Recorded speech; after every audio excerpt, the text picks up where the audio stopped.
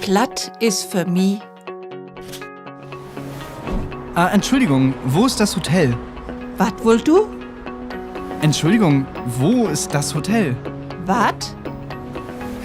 Keiner versteht mich. Ich zeig dir, wie das geht.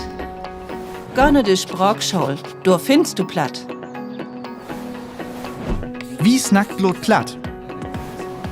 Nu kann ich auch Plattdeutsch. Nix vor ungut. Wo ist das Hotel?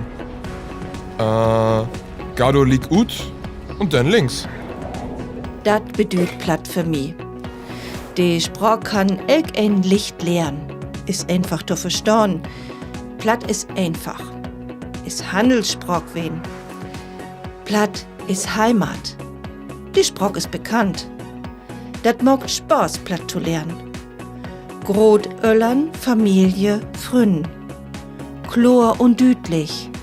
Gaut zu verstehen. Vertrauen. Jedein kann dat. Wennd.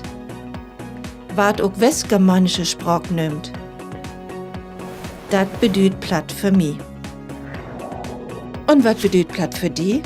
Denk du doch mal über nach.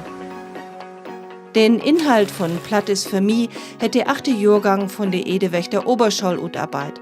Robkicken worden ist von dem Plattexperten Johann Martin Frahm. Groß Dank geht an die Karl-Töpfer-Stiftung in Hamburg.